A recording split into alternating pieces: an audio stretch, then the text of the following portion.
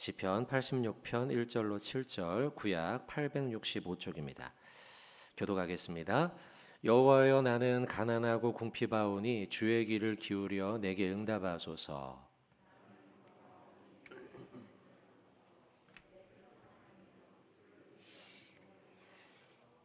주여, 내게 은혜를 베푸소서. 내가 종일 주께 부르짖나이다.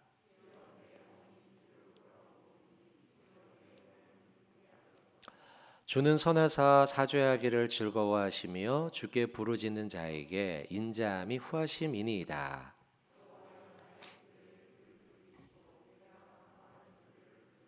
합독합니다.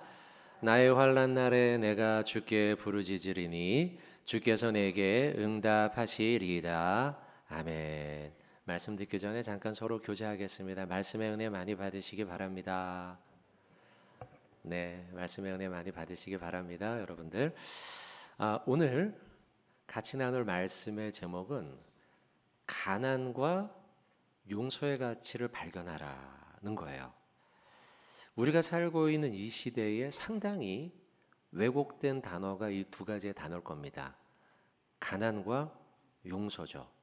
별로 좋아하지 않는 단어입니다. 이 시대는요, 가난을 싫어해요. 우리 모두 다 싫어해요. 젊은이에게 50억을 준다면 감옥에 다녀올 수 있느냐 이렇게 물었을 때 상당수의 젊은이들이 50억이라면, 이 말의 의미는 범죄에는 어떻게든 눈 감을 수 있지만 가난은 눈 감을 수 없다. 이런 약간의 이면의 의미가 담겨 있는 거죠. 용서도 마찬가지예요. 요즘은 용서해 주는 사람을 순진한 사람이라고 생각해요. 거꾸로 상대의 허물을 손에 쥐고 내가 결정적인 순간에 증거로 내미는 이런 사람을 유능한 사람으로 보는 시대가 이 시대예요. 그래서 용서와 가난이라는 단어, 이 가치가 상당히 평가절하돼 있다. 원래 가지고 있는 가치보다. 이런 시대를 살아가는 우리에게 성경은 다르게 말씀해요. 가난이 얼마나 우리의 영혼을 맑게 하고 하나님께 가까이 하는지 알려주죠. 용서야말로 하나님을 닮아가는, 그리고 나를 행복하게 만드는 처방전과 같아요. 자, 오늘은 그 가난과 용서에 대한 성경적 가치를 좀 나눠보도록 하겠습니다. 오늘 본문은 86편이죠. 지난주 85편을 좀 봤고요. 오늘은 86편이에요. 성경책을 보시면 그 위에 다윗의 기도 이렇게 써 있죠. 이제 표제로 써 있어요. 그러나 원어상으로는 이걸 표제로 구분하지 않고 1절상에 넣어놨어요. 다윗의 기도 이런 말이 원어상으로는 1절 안에 포함되어 있죠. 그래서 누가 봐도 이 시편 86편은 다윗이 쓴 시가 분명해요. 더군다나 1절을 보시면 여호와여, 나는 가난하고 궁핍하오니 주의 귀를 기울여 내게 응답하소서. 나는 1절, 2절, 3절 이 전체적으로 시편의 말씀 속에 나라는 표현이 많이 나와요. 그리고 이 나는 누구죠? 지금 다윗이죠. 나는 가난하오니 내게 응답하소서. 2절에 나는 경건하오니 내 영혼을 보존하소서. 3절에도 주여 내게 은혜를, 내가 종일 주께, 연이어져서 계속 나라는 단어가 나오고 있고, 이 나는 다윗이죠. 그러니까 다윗은 지금 자신의 이야기, 자신의 경험, 자신의 기도를 지금 여기에 기록해 놓은 거예요. 실제적인 다윗의 이야기라는 거예요. 다만 이 86편의 배경은 분명하지는 않습니다. 약간은 의견이 분분한데요. 우리가 많이 들어본 존 칼빈이라고 하는 신학자는 이 86편의 배경을 다윗이 사울 왕에게 쫓기던 때로 그렇게 추정을 합니다. 그러나 칼빈 이후에 여타의 신학자들은 몇 가지 다르게 생각해요. 그때가 아니고 아마도 아들 압살롬에게 쫓기던 때일 것이다. 아니면 다윗의 말기에 자신의 지난날에 어려웠던 시절을 회고의 기도일 것이다. 이렇게 이제 이야기합니다. 어떤 견해든 상관이 없어요. 어쨌든 분명한 건 나라는 단어를 반복해서, 그리고 표제에도 나와 있듯이 다윗이 자신이 실제로 경험한 어려운 형편과 가난한 형편에 관한 말씀이에요. 그 전제를 가지고 우리가 이 말씀을 보면 돼요. 자, 그 가운데 첫 번째 1절에 나와 있는 가난입니다. 1절을 보십시오.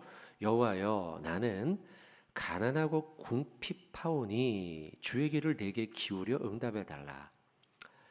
비탄시인데요. 이 비탄시라는 거는 내 형편이 이렇게 어렵습니다 라고 하는 걸 하나님께 호소하는 거죠.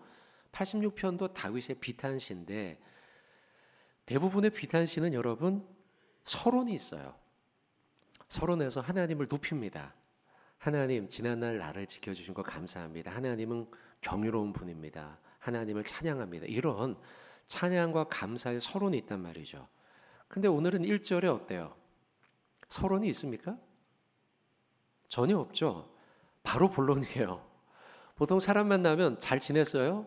밥은 먹었어요? 이런 이야기를 좀 하고 난 다음에 본론으로 들어가서 돈 좀 빌려줄래요? 이렇게 가야 되는데, 그게 아니고 하나님 앞에 대뜸 서론 없이 본론을 이야기하는 거예요. 하나님, 저 가난해요.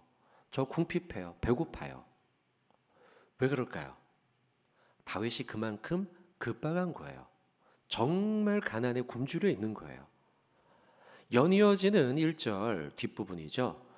주의 귀를 기울여 내게 응답하소서라는 말씀이 있는데, 주의 귀를 기울이다, 우리가 이런 표현은 문학적 표현으로 봅니다. 보통 해석을 합니다.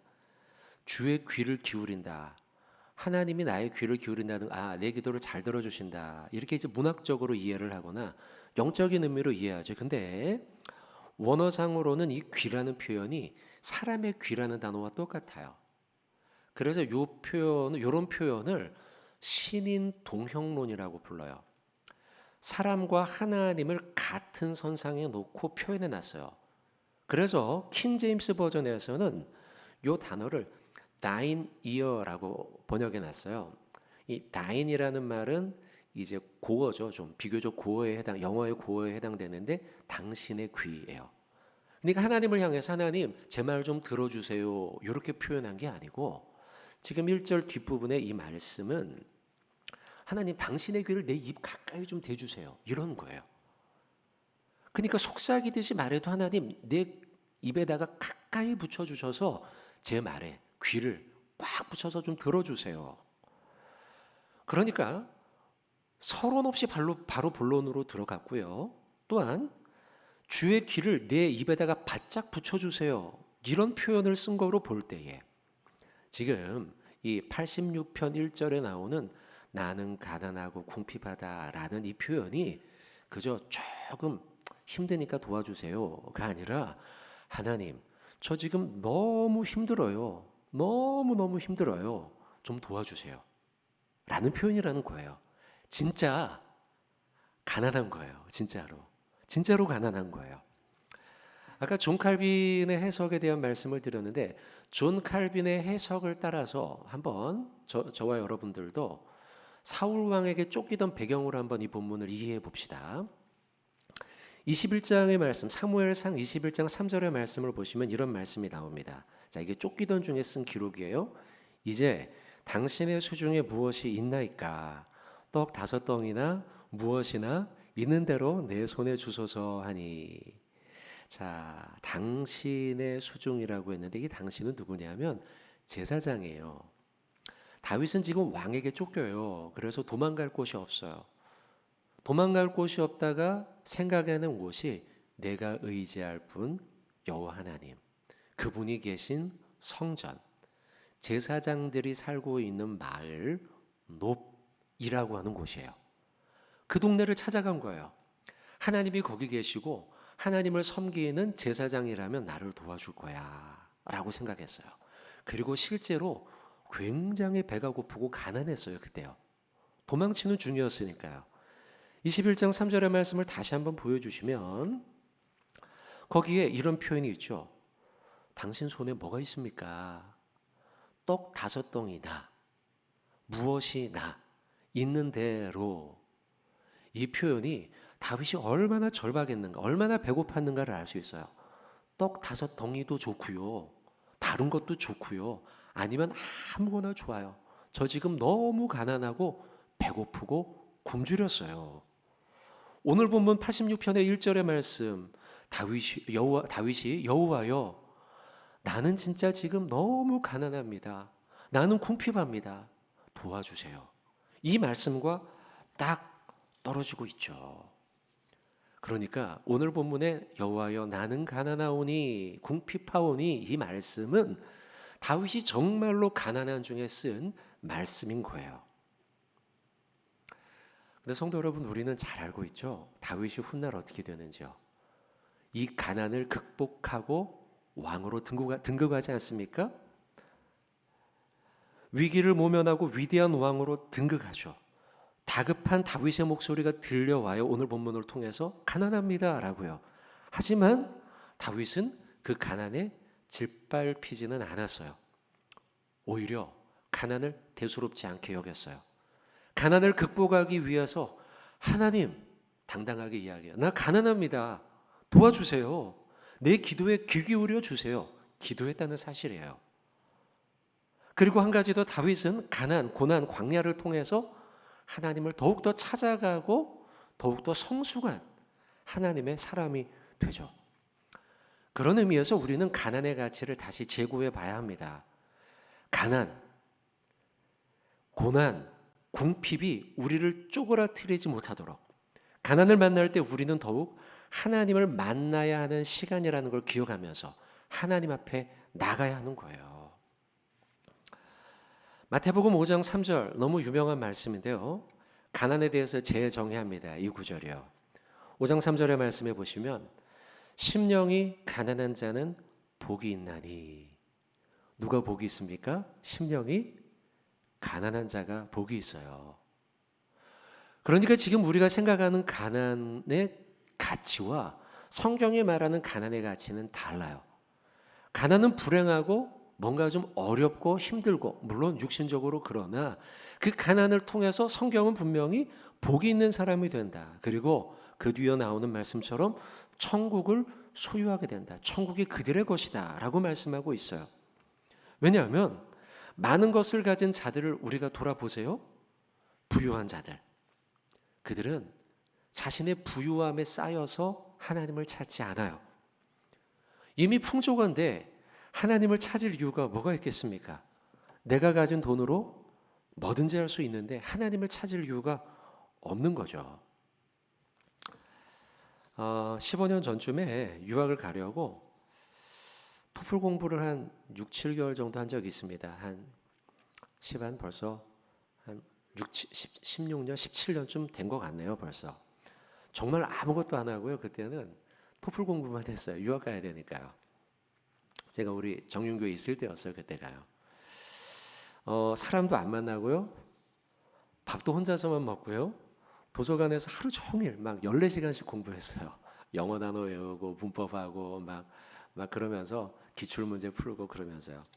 나중에는 시험 바로 전에는 고시원에 들어갔어요. 그때 이제 아이들이 셋이나 있었는데, 그래도 이제 고시원에 들어가고 저희 아내는 이제 또 돈 벌러 나가고 막 그 학습지 교사 나가고, 저는 그때 주말에 예배 때는 이제 정윤교회 와서 사역하고 주중에는 열심히 고시원에 가서 공부하고 진짜 처절하게 공부를 했어요.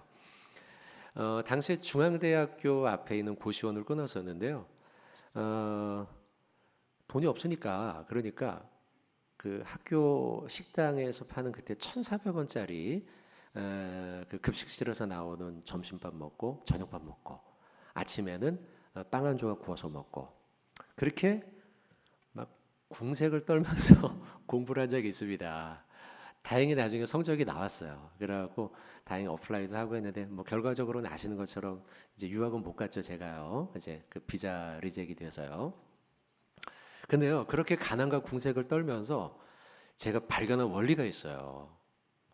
뭐냐면 가난하고 외로울수록 하나님을 찾으라는 거예요. 그게 그때 제가 발견한 원리예요. 14시간씩 궁색을 떨며 그냥 뭐 그 1,000원짜리 밥을 먹으면서 그러면서 공부를 그때 했을 때 외롭고 가난하고 그러니까 찾을 게 하나님밖에 없더라고요. 이런 생각도 들어요. 만약에 제가 한 달 공부하고 성적이 나왔어요. 그럼 막 제가 막 얼마나 좋았겠습니까? 근데 거꾸로 생각해 보면 하나님을 간절하게 찾지는 않았을 것 같아요. 2달이 되고 3달이 되고 5달이 되고 시험을 봤는데 성적이 안 나오니 어떻게 해요? 더 하나님께 매달리죠.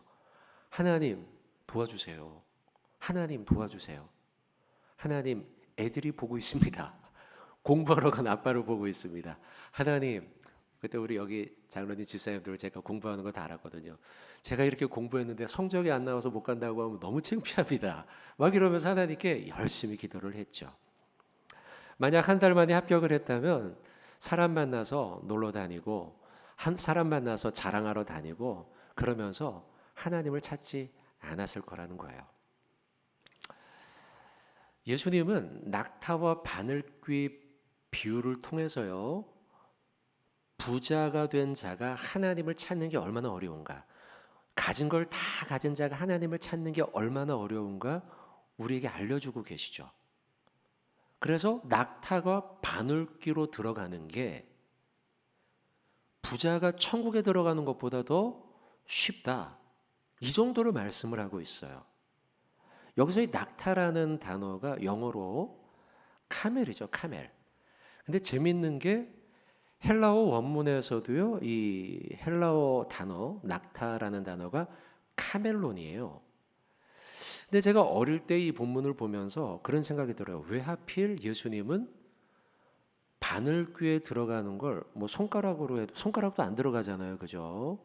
주먹도 안 들어가고, 아니면 사람으로 해도 되는데 사람도 안 들어가고, 근데 그 큰 낙타를 했을까? 이런 생각을 해본 적이 있어요. 여러분들도 해보신 적이 있을 거예요. 왜 이렇게 큰 거를 여기다가 비유적으로 갖다 놨을까? 근데 카멜론이라는 단어가 헬라어 원어상으로 낙타인데요. 그래서 몇 가지 해석이 있어요, 이 본문이요. 첫째는 이 개역 개정에 나와 있는 그대로 낙타 그대로 봐요. 저도 그렇게 믿어요. 예수님이 실제 낙타라는 단어를 썼을 것이다. 근데 또 다른 해석은 이런 해석이 있어요. 예루살렘의 당시에 낙타의 문이 있었어요. 이 바늘귀라는 게 낙타의 문을 의미하는 거다라는 거죠. 근데 그 문이 좀 작아요. 그래서 낙타가 들어가기에는 사람만 왔다 갔다 하는 정도지 낙타가 들어가기엔 이게 좀 문이 작기 때문에 그 문일 것이다, 이런 해석이 있고요. 또 다른 해석은 재밌는 것은 이 밧줄 있잖아요. 밧줄 두꺼운 밧줄, 우리가 밧줄 당기기 할 때 그 밧줄, 이 밧줄이라는 단어가 카밀론입니다, 헬라어로요. 그래서 아마도 카멜론이 아니고 카밀론인데 오기에 쓸 것이다, 이렇게 보는 해석도 있어요. 보기에는 세 번째 해석이 그럴싸하긴 하지만 저는 믿기에는 그냥 아마도 예수님이 카멜론으로 말씀하셨을 것 같다. 그래서 낙타 그대로를 저는 받아요. 그렇게 뭐 어쨌든 좋습니다. 밧줄로 보든 아니면 낙타의 문으로 보든 아니면 실제 낙타로 보든 저는 낙타로 믿고요. 우리는 또 성경을 그대로 믿으니까 낙타로 믿죠. 자, 무엇으로 보든 간에 중요한 것은 뭐예요? 부자가 하나님 나라에 들어가는 게 쉽다, 어렵다? 어렵다는 거죠. 낙타가 바늘귀에 들어가는 게 더 쉽다고 말씀하니 부자가 천국에 들어가는 게 얼마나 어려운가. 그러고 보면 여러분, 부자가 되고 싶으십니까? 어떠세요? 이 말씀대로라고 하면 부자가 되는 게 그리 유쾌한 일이 아니에요. 우리는 자연스럽게 가난이 그리 불행이 아니구나. 아까 우리가 마태복음 산상수훈에서 보신 말씀처럼 심령이 가난한 자가 복이 있으며 거꾸로 부자 된 자는 천국에 들어가는 게 너무 어렵다고 말씀하는 걸 보니 오히려 가난이 얼마나 좋은 일인가라는 것을 우리는 알게 돼요. 그렇다고 우리가 다니던 직장 그만두고 있던 재산 다 버릴 수는 없겠죠? 이 말씀에 의미가 있겠죠. 의미가 무엇일까요? 가난할 때에 우리는 하나님을 찾는다는 거예요. 거꾸로 부자가 되었을 때에 우리는 교만해져서 하나님이 아닌 돈을 의지하며 살아간다는 거예요.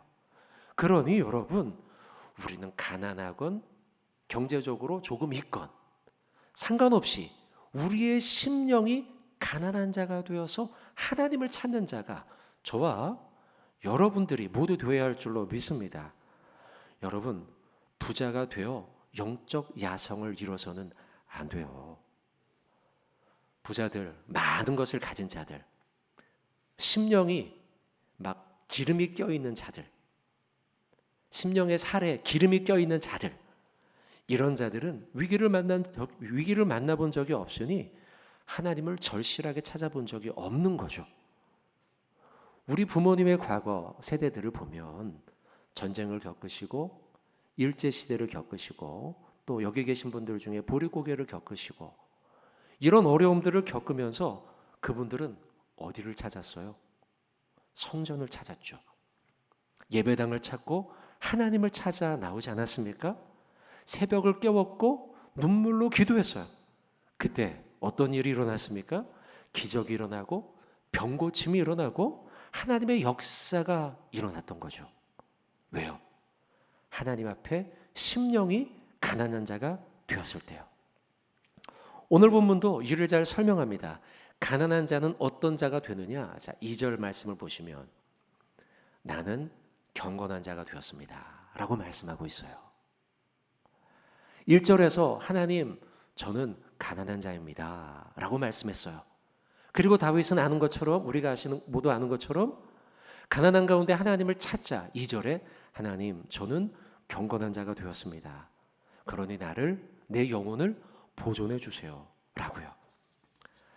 사랑하는 성도 여러분, 살다 보면 어려운 일을 만납니다. 그럴 때마다 간혹 우리는 이런 생각을 할 수가 있어요.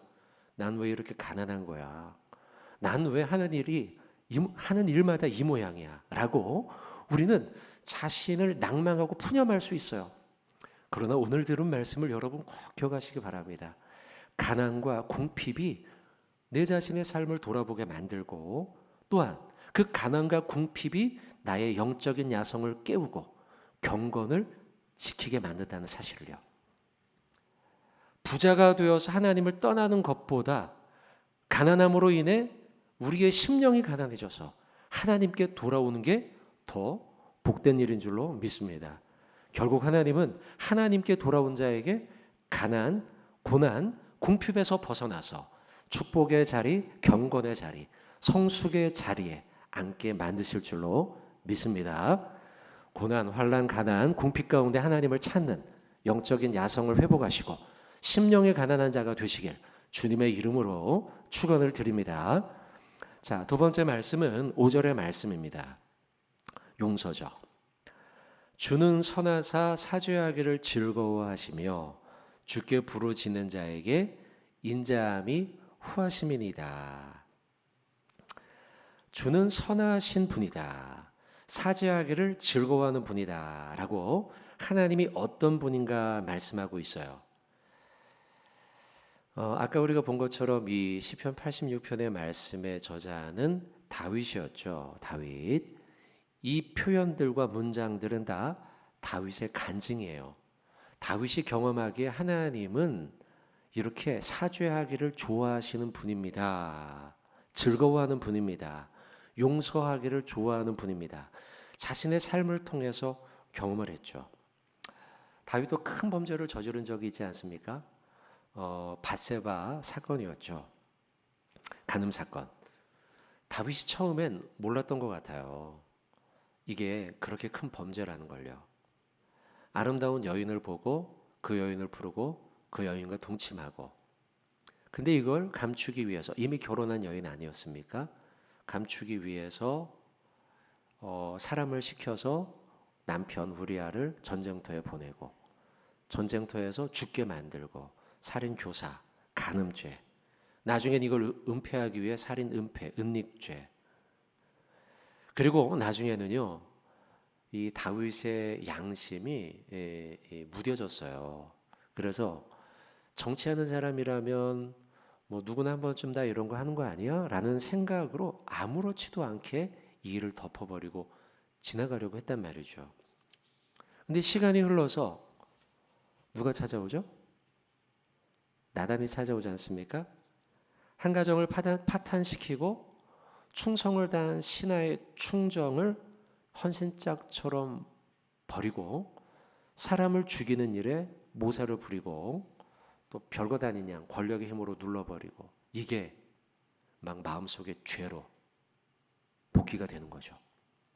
내가 얼마나 큰 죄를 저질렀는가.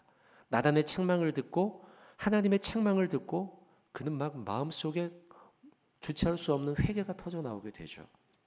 자신이 얼마나 부끄러운 사람인지 깨닫게 돼요.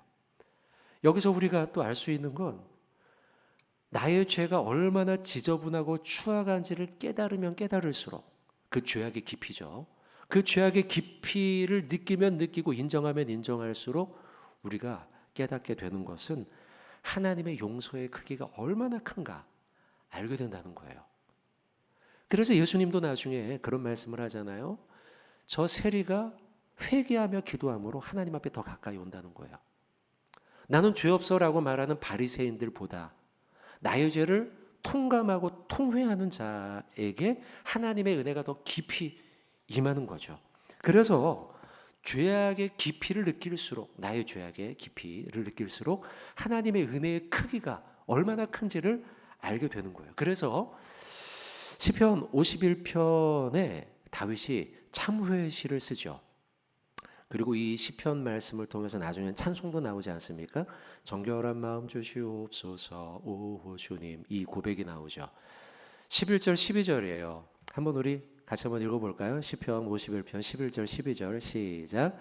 나를 주 앞에서 쫓아내지 마시고 주의 성령을 내게서 거두지 마소서.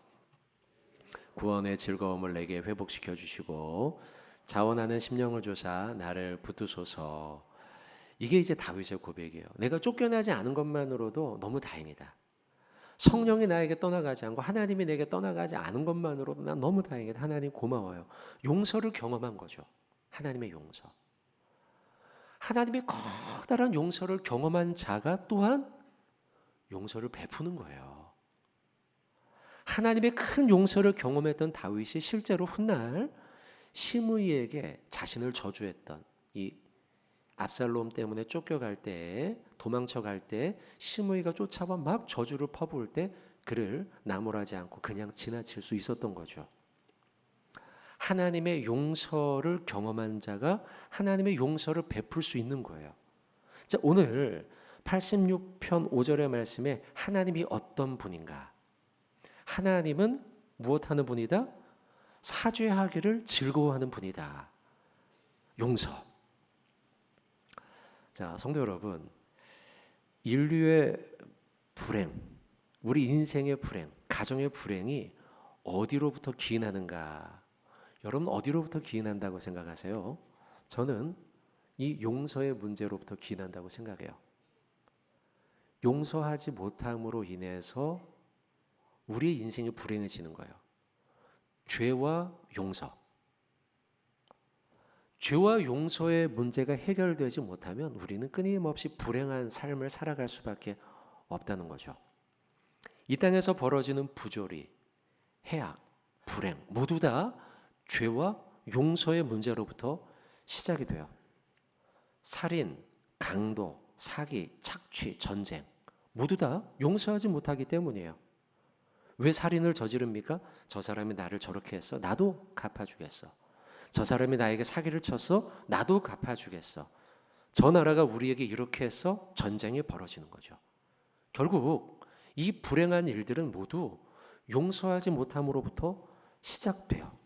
또한 현대인들에게 어려움을 주고 있는 우울증, 강박증, 자살 모두 다 자신을 괴롭히는 문제, 불행한 일이죠. 왜 이런 일들이 벌어지는가? 나 자신을 용서하지 못하고 남들을 용서하지 못하기 때문이에요. 모두 아는 것처럼 한국의 자살률은 상당히 높습니다. OECD 국가 가운데 1위를 기록하고 있죠. 10만 명당 몇 명이나 자살할 것 같습니까? 무려 25.8명이 자살한다고 이제 몇 년 전에 통계입니다. 기록되어 있어요. 2위가 라트비아라고 하는 나라인데요. 18.1%입니다. 우리 가까이 있는 나라 일본이죠. 일본은 4위에 해당돼요. 16.1명. 미국 잘 알고 있는 나라죠. 미국도 8위인데요. 이 OECD 국가 가운데 13.5명이에요. OECD 국가 평균이 11.6명인데요. 우리나라가 25.8명이에요. 두 배가 넘는 수치예요. 왜 이렇게 많이 자살할까요? 많은 이유가 있겠지만 본질적으로는 죄와 용서의 문제예요. 괴롭고 괴롭고 괴롭고. 남과 자신을 용서하지 않기 때문에 죽고 죽이는 거예요. 이제 수능이 얼마 안 남았죠, 그죠? 우리 학생들 수능고사 준비하느라고 고생이 많고, 또 이제 학생들도 이제 수능 준비로 바쁘고 참 힘든 가운데 있을 겁니다. 근데 그분들에게 또 여러분들의 자녀들을 향해서도 마찬가지고 드리고 싶은 말씀은 성적이 원하는 만큼 안 나온다 할지라도 원하는 대학에 들어가지 못하고 떨어졌다 할지라도 자신을 용서해 주길 바라요. 그리고 자신에게 용기를 주길 바라고 격려해 주길 바라요. 젊은이들 아니면 우리 장년 세대 여러분들 직장을 그만두고 새로운 직장을 구하는 가운데 취업을 못하고 있어요. 그렇다 할지라도 자신을 용서해 주세요. 그리고 자신에게 파이팅을 외치는 거죠. 우리가 사는 시대에는 용서의 가치가 하락했어요. 사라진 시대예요. 안타까운 일이지만 용서하는 걸 바보 같은 사람이 하는 일이라고 이야기하고 있죠. 반면 상대의 잘못을 꼬집어내고 뭔가 상대의 약점을 움켜쥐고 있다가 내가 유리한 때에 그것을 들이미는 사람이 샤프한 사람이며 냉철한 사람이라고 평가받고 있어요. 그러나 여러분, 용서는 바보 같은 일이 아닙니다. 용서는 나를 살리는 일이에요. 내가 살기를 원한다면 내가 미워하고 싫어하는 일도 용서해야 돼요. 용서가 어려우십니까? 기도의 자리로 나와야 돼요. 주님 앞에 나와 새벽을 깨우고 우리가 부르짖어 기도함으로 용서를 결단해야 돼요. 하나님 너무 싫어요. 어떻게 좀 해주세요. 누구에게 이야기해요? 하나님께 이야기해야죠. 그때 하나님이 내 마음에 용서의 마음을 주시고 그리고 내 마음에 평강을 주시는 거예요. 내가 살 수 있는 거예요. 예전에 사랑의 교회에서 부교육자로 있을 때 제자 훈련을 했던 자매님의 이야기예요. 도곡동에 살던 자매였는데 집사님이죠. 근데 이제 자매님으로 불렀습니다. 그때 서로 간에 시어머니가 사사건건 잔소리를 했어요. 이 자매에게요. 처음에는 이야기를 하지 않더라고요. 왜냐하면 만난 지 이제 얼마 안 됐으니까 한두 달밖에 안 됐으니 뭐 그런 얘기를 다 오픈할 수는 없죠. 근데 이제 두 달, 세 달, 봄이 지날 때쯤 되었을 때 이제 가까워지고 서로를 이해하니까 이 자매가 어느 날은 제자 훈련을 하는 중에 통곡을 하면서 이야기를 하더라고요. 시어머니가 자신을 향해서 너 같은 애가 어떻게 우리 집에 들어와서 이 모양이 됐냐? 이걸 사사건건 이야기한다는 거예요. 근데 제가 보면 그 집안이 그리 문제가 있지 않아요. 남편은 의사였고 자녀들도 잘 자라고 있었어요. 근데 시어머니는 이 자매에게 일방적이었어요. 10여 년 결혼 생활 중에 일주일에 하루가 멀다 하고 찾아와서는 너가 왜 우리 집에 와서 이 모양이 되느냐라고 이야기하는 거예요.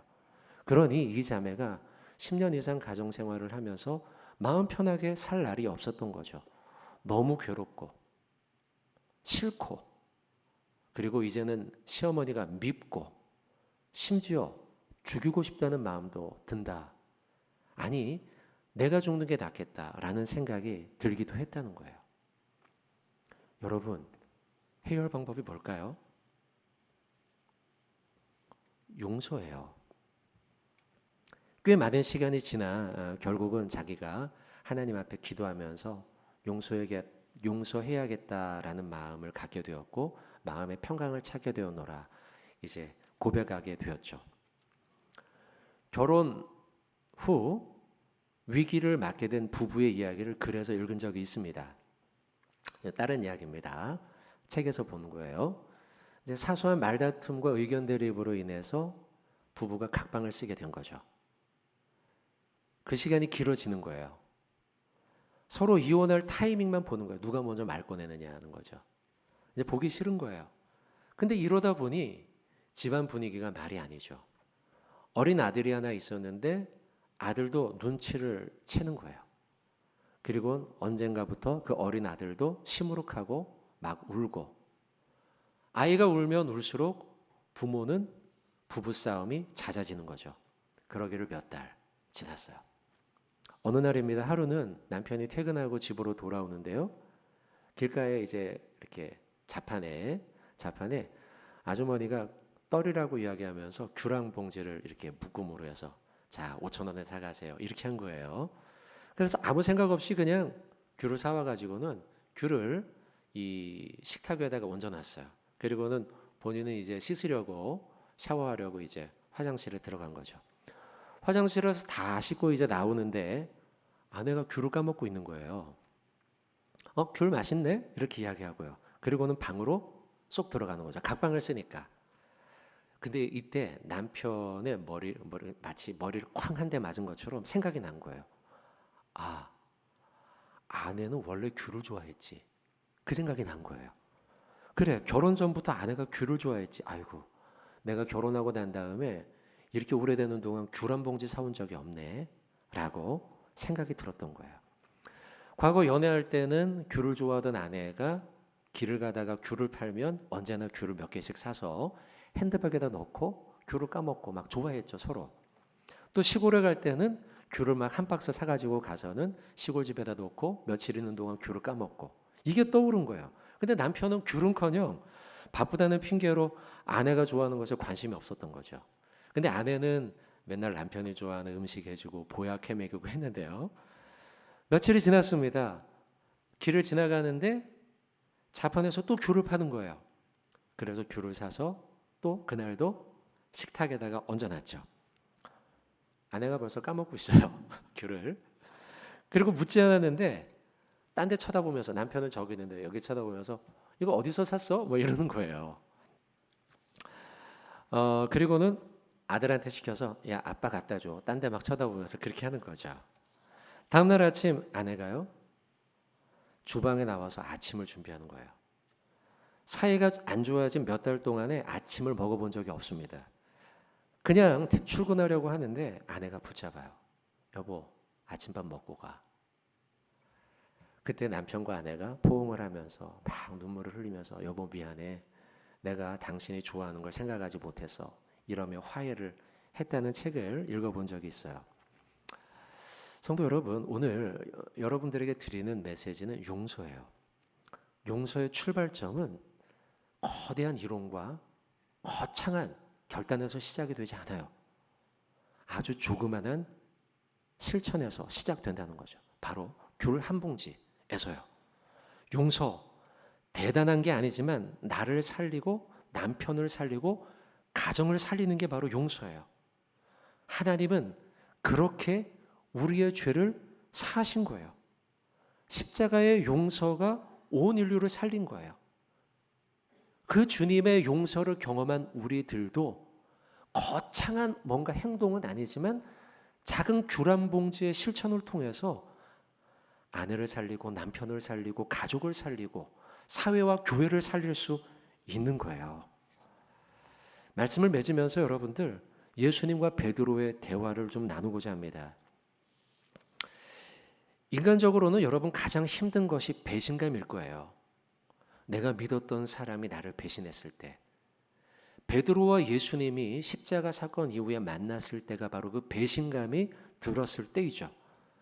닭 울기 전 부인했던 베드로, 인간적으로는 얼마나 배신감을 느꼈을 만합니까? 예수님께서는 부활 후 바닷가에 있던 베드로에게 찾아오십니다. 그리고 가만히 생선을 구워주시죠. 떡을 굽고 생선을 구워서 베드로에게 주시면서 말씀하죠. 베드로, 날 사랑하는 거 맞지? 물어보시죠. 베드로의 마음이 어땠을까? 베드로 아무리 뱃사람이고 상남자라 할지라도 며칠 전 자기가 예수님을 배신했지 않습니까? 그 일이 떠오르면서 낯을 들 수가 없었을 거예요. 그리고 스스로도 용서 못했어요. 그래서 예수님을 떠나가려고 했죠. 고향으로 가려고 했죠. 예수님께 용서를 구하기는커녕 스스로도 용서를 못했을 거예요. 근데 그런 자신에게 예수님이 찾아오신 거예요. 찾아오셔서 베드로에게 떡을 구워주시면서 용서해 주세요. 베드로야, 난 널 용서한다. 너 나 사랑하는 거 맞지? 라고 물어보고 계신 거예요. 바로 이게 예수님의 용서예요. 자, 사랑하는 우리 정윤의 가족 여러분들, 우리가 사는 이 시대는 용서의 가치가 추락한 시대입니다. 용서하는 사람을 바보 같은 사람이라고 이야기하는 시대죠. 그러나 성경은 그렇게 말씀하지 않아요. 예수님은 우리를 용서하기를 원하시고, 오늘 시편의 말씀처럼 하나님은 사죄하기를 즐겨하는 분이라고 말씀하고 있어요. 그래서 하나님은 범죄자 다윗을 용서하셨고, 배신자 베드로를 용서하셨어요. 그리고 그 용서에는 힘이 있어서 베드로를 살렸고 다윗을 살렸죠.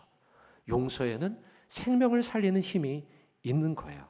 오늘 본문 5절의 말씀, 주는 선하사 사죄하기를 즐거워하시며 우리도 하나님처럼 용서해 주고 용서받는 용서의 사람이 되기를 바랍니다. 용서는요, 대단한 게 아닙니다. 귤 한 조각이면 가능하고 구운 생선 한 조각이면 가능해요. 만약 여러분들 지난 한 주 아니 어제 부부간에 별로 좋지 않은 가운데 계셨다면 오늘 집에 가실 때 남편분은 귤 한 봉지 사가시고 아내분들은 집에 가셔서 떡을 구워주시든지 생선을 한 조각 구워주시면서 미안해 먼저 한번 얘기하세요.